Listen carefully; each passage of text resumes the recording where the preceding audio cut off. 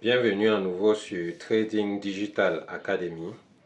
Nous faisons notre dernière vidéo sur les généralités du trading. Nous allons donner les définitions du Forex, donner ses caractéristiques et surtout expliquer pourquoi 90% des traders perdent sur le marché financier. Considérant le Market Efficiency Paradigm expliqué par ICT, nous allons nous rendre compte que la majorité des informations qui sont sur Internet ne sont pas forcément en notre faveur. Je vous retrouve après le générique.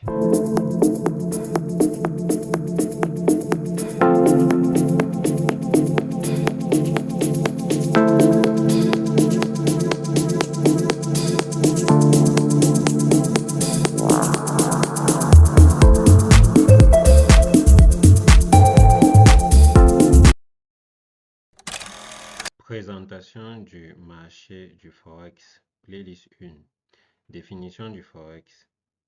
Les définitions du marché international des changes sont extrêmement nombreuses. Le Forex est un marché sur lequel s'échangent les devises de l'ensemble des économies en monnaie convertible. D'autres opérations se déroulent sur le marché des changes qui ne constituent pas du change à proprement parler, comme les opérateurs à terme sur les taux d'intérêt.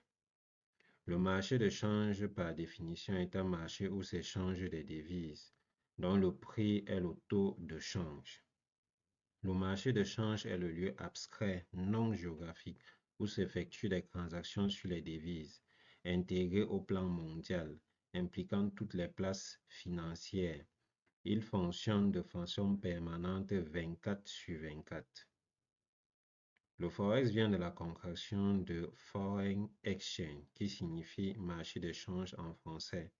Le Forex, comme son nom l'indique, est un marché qui est consacré uniquement aux différentes devises. Il permet aux investisseurs d'acheter ou de vendre des devises de leur choix au sein d'un vaste marché interbancaire totalement mondialisé. Il a été créé en 1971. Le marché d'échange a plusieurs particularités par rapport au classique marché d'actions que nous connaissons bien. La première d'entre elles, c'est qu'il est ouvert 24 sur 24 du dimanche soir au vendredi soir.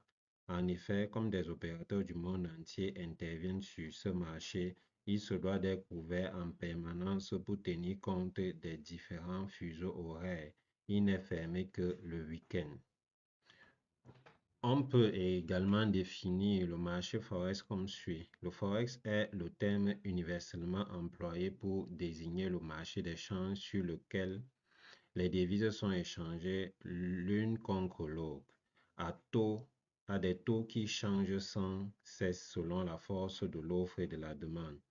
Ce marché est un marché interbancaire non centralisé qui ouvre en continu toute la semaine, du dimanche soir jusqu'au vendredi soir GMT.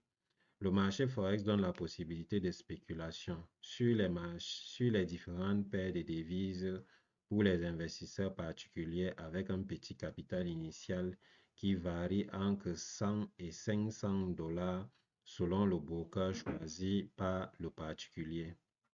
Déjà, ce que vous devez savoir, c'est que certains brokers donnent la possibilité de commencer avec 5 dollars déjà. Caractéristiques du Forex. La mondialisation et l'Internet sont les deux facteurs ayant causé la popularité et la croissance du Forex.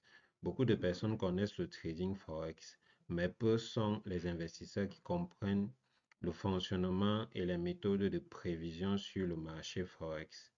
Aujourd'hui, le marché a réellement explosé avec l'arrivée d'Internet et cette évolution est rendue possible par la nature flexible du Forex, liquide de gré à gré et accessible en continu. De plus, avec Internet, de nombreux services de broker en ligne se sont développés, favorisant l'accessibilité de ce marché au travers des plateformes ludiques et simples d'utilisation. Le Forex a également profité de l'éclatement de la bulle sur le marché des actions à la fin des années 90. Les spéculateurs se penchent alors sur ce marché avantageux à de nombreux égards. Les marchés d'échange de devises étrangères est de nos jours le plus important marché financier au monde en termes de volume de transactions journalières, qui sont estimés à plus de 6 000 milliards de dollars. Par rapport au marché plus traditionnel que nous connaissons, le marché de change est un marché liquide qui fonctionne 24 heures sur 24. Frais moindres, le Forex supporte très peu de coûts. Il n'existe ni frais d'honoraires, ni frais de transaction, ni taxes gouvernementales. Bon, là, ça dépend du pays dans lequel on se trouve, parce que les États-Unis payent les taxes. De plus, la plupart des informations concernant le marché des devises sont accessibles gratuitement sur Internet par le biais des sites spécialisés ou de newsletters et autres analyses tendancielles de marché. Lorsque vous tradez sur ce marché, les seuls frais appliqués sont liés au spread, la différence entre l'offre et la demande. En ce qui concerne les impôts, ça dépend. Je ne sais pas comment les autres font dans leur pays, mais ici, là où je me trouve actuellement, nous ne sommes pas encore imposés à ce niveau. Des opportunités de gains à la hausse comme à la baisse. Donc, un marché du Forex se trade en buy et en sell. Donc, vous pouvez vendre ce que vous n'avez pas, tout comme vous pouvez acheter ce que vous n'avez pas. Un effet de levier important. Les investisseurs sur le Forex peuvent bénéficier d'un levier important, permettant de prendre parfois des positions jusqu'à 200 fois supérieures à la valeur de dépôt. Elle permet d'augmenter significativement la possibilité de gain, bien qu'un effet de levier trop important soit risqué. En ce qui concerne l'effet de levier, la prochaine playlist sur cette chaîne, nous allons parler de money management. Je vais expliquer comment on utilise ça concrètement. L'information est disponible instantanément en temps réel, nommée les annonces économiques. Oui, les annonces économiques également, on va en parler. Surtout comment on les utilise. Un marché de gré à gré. En général, on dit c'est zéro sum game. Parce que quand vous sortez d'une position buy, quelqu'un d'autre l'achète pour vendre. Et vice-versa. Donc, on va y revenir. Tout ça, je cite ces éléments parce qu'ils sont importants. Nous allons les utiliser, ces caractéristiques-là. Nous allons les exploiter pour mieux expliquer un certain nombre de choses que nous utilisons en trading. Les intervenants du Forex. La carte mémoire que j'ai faite ici, c'est l'ancienne considération qu'on avait du marché. Ça, ce sont des choses qu'on a enseignées à l'école. Mais concrètement, avec les informations que nous avons de nos jours, ce n'est pas comme ça que ça fonctionne. C'est le marché du Forex au centre, il y a les investisseurs institutionnels, les banques centrales, les banques commerciales, les entreprises, tout ça, tout ça.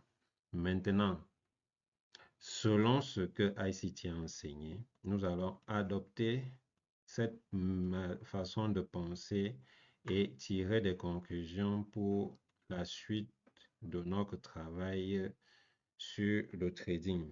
Donc, qu'est-ce que ICT nous enseigne? Il dit, le côté où c'est écrit Smart Money ici, ce sont les market makers, parmi lesquels les banques et tout ce que vous connaissez. Donc, ils sont d'un côté. Et ici, ce sont des spéculateurs, des traders particuliers, et ils constituent le plus grand nombre, pendant que les smart money sont peu. Sauf que ceux-ci ont l'impression qu'ils peuvent faire bouger ce marché, et nous allons voir ça par la suite. Il appelle donc ça le Market Efficiency Paradigm, donc le paradigme efficient du marché. Donc, les smart money sont les liquidity providers. Les liquidity providers, donc c'est eux qui sont à l'origine du mouvement du marché. Lorsque nous continuons, c'est à ça que ça ressemble. Donc, on a l'impression qu'il y a un système de va-et-vient là, mais ce n'est pas trop ça. Parce que ce sont ceux-ci qui jouent le jeu. Continuons à descendre. Donc, voici la fausse pensée qui est communiquée. Les gens pensent que parce qu'ils utilisent les indicateurs, parce qu'ils sont plus nombreux, alors ils font bouger le marché. Ça, c'est carrément faux. C'est carrément faux. C'est plutôt les market makers, parce que eux, ils ont de la liquidité. Ils font bouger le marché à leur gré. Donc, ce n'est pas parce que vous êtes plus nombreux que vous pouvez forcément bouger le marché, non. Pour bouger le marché, il faut des grosses sommes d'argent. Et ces grosses sommes d'argent, ce sont les market makers qui les possèdent. Et voici la perspective que les gars veulent que les gens aient en tête lorsqu'ils viennent en trading. Donc, ils n'essayent pas de convaincre les gens que non, c'est nous qui bougeons le marché. Non, ils ne font pas ça. Ils n'essayent même pas de vouloir faire savoir qu'ils existent. Au contraire, on paye et les recherches et les plateformes comme Google, les YouTube, pour qu'on crée un maximum d'informations que les gens vont venir utiliser. On s'assure que l'information ne soit pas totalement fausse, mais on s'assure qu'elle est une demi-vérité. Ce qui fait que lorsque vous entrez dans le marché, ça devient plus difficile de savoir ce qui est vrai et ce qui est faux. Lorsqu'on vous donne un indicateur, il y aura des périodes où l'indicateur va fonctionner et des périodes où l'indicateur ne fonctionnera pas. Mais dans la majorité des cas, vous n'allez pas pouvoir vous en sortir. Lorsqu'on vous donne une stratégie qui ne fonctionne qu'en lower time frame, c'est dangereux parce qu'en fait, si vous ne montez pas en higher time frame pour chercher à savoir ce que le marché fait au départ, vous n'allez pas vous en sortir. Donc, on met des demi-vérités sur Internet pour que les gens les utilisent et viennent perdre de l'argent. Donc, voici le tableau que vous devez garder en tête. Voici exactement comment les liquidités sont créées. Donc, price is delivered to engineer efficiency for smart money entities. Donc, on s'assure à manipuler ce côté pour qu'il devienne les liquidités, dans l'argent qu'on va ramasser. À partir de ce moment, voici les gens qui font bouger le marché. Donc, le marché va bouger de la gauche vers la droite. Et voici ceux qui vont manipuler. C'est eux qui ont assez d'argent pour faire bouger le marché. Donc, il n'y a pas possibilité que même une bougie, une minute en particulier, dise qu'il a assez d'argent pour la faire bouger. Donc, faites très attention. Donc, quand vous venez même sur Internet pour chercher des informations sur le trading et que vous voulez vous lancer, faites très attention. Déjà, ce que je peux vous conseiller, c'est que faites la majorité de vos recherches en anglais. Et il y a beaucoup de YouTubeurs qui essayent d'expliquer en français. Mais je me suis rendu compte, après avoir étudié beaucoup, je ne dis pas que je les connais tous, mais beaucoup font quoi? Ils s'approprient en anglais ce qu'ils ont, en français ce qu'ils ont appris en anglais, et ils nomment ces choses-là comme si c'est eux qui les ont créées. Ça dénature la chose. Et il y a d'autres maintenant qui ont la volonté d'expliquer, mais ils n'arrivent pas concrètement à expliquer ce qu'ils comprennent en anglais. Donc, ça devient un peu plus difficile. Voilà ce qui m'a aussi motivé à venir bien expliquer ce que j'ai compris en anglais. Déjà, d'où je viens, le pays est bilingue. Donc, à partir d'ici, vous devez aussi comprendre une chose. La phrase ou alors ce qu'on dit généralement que 90% des traders perdent, moi personnellement, je vais dire que c'est faux. 90% des traders ne perdent pas. C'est plus que cela. Il y a plus que 90%. Je vais expliquer. Donc, si on part sur le fait que voici 10% des smart money qui gagnent sur le marché et qu'ici, voici 90% des traders qui perdent, vous allez vous rendre compte que, en fait, ici, là, ces gens-ci, 90%, ils perdent, mais c'est pas seulement eux. Même dans ces 10%, supposons qu'il y a ici à l'intérieur 10% des traders gagnants. Je dirais plutôt que on va prendre 10% dans les 10% qui restent ici et 90% dans les 10% des traders rentables perdent. Ceux-ci, ils ne connaissent même pas ce qu'ils font. Donc, c'est normal qu'ils perdent sans explication, sans chercher à comprendre. Ils sont de la liquidité. ils ne savent même pas ce qu'ils sont en train de faire. Ça devient, comme on dit dans le jargon, ils font du njambo. Donc, à partir de ce moment, on ne les considère même pas. Donc, s'il faut dire que 90% des traders perdent, je préfère qu'on mette ça du côté de ceux qui savent même de quoi on parle. Ça veut dire que dès que quelqu'un sait déjà de quoi on parle, on peut maintenant considérer qu'il perd. Donc, dans les 10% des traders qui gagnent, il y a 90% qui perdent. Et pourquoi ils perdent? Parce qu'ils ne sont pas disciplinés. Ceux-ci, on ne peut pas s'attarder sur leur perte parce qu'ils ne savent même pas sur quoi se discipliner. Pendant que les 90% des 10% qui perdent, eux, ils savent sur quoi se discipliner, mais ils n'arrivent pas à se discipliner. Donc, à partir de ce moment, vous devez comprendre que le ratio est beaucoup plus complexe qu'on le dit. Donc, maintenant, ce que vous voyez rentable, et qui montrent leurs résultats, ils sont très peu. Ne vous attardez pas sur le bling bling quand vous montrez sur Internet, les canaux Telegram et autres. J'ai testé tout ça. J'ai testé tout ça et je me suis rendu compte que ce n'est pas exactement ce qu'ils promettent. Vous allez prendre position. Parfois, on va vous dire que on est déjà à break-even, ça a réussi et puis c'est pas trop ça. Ou alors, on va vous donner un setup de 100 pips et dès qu'on atteint 25%, on dit TP1. Dès on atteint 50%, on dit TP2.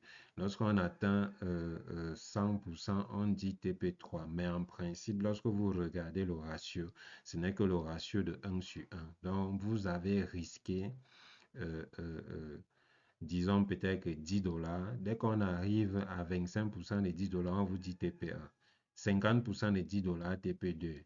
Et 100% des 10 $, on vous dit TP3. Pourtant, vous n'avez fait que le ratio de 1 sur 1.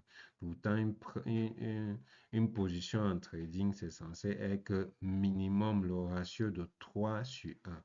Et lorsque nous allons pousser les études sur cette chaîne YouTube, vous allez vous rendre compte que vous pouvez vous permettre d'aller jusqu'à 5 sur 1 par position.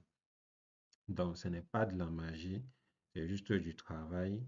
Et je suis ravi d'avoir terminé avec l'introduction sur cette chaîne. Nous allons bientôt aborder le money management parce que c'est très important.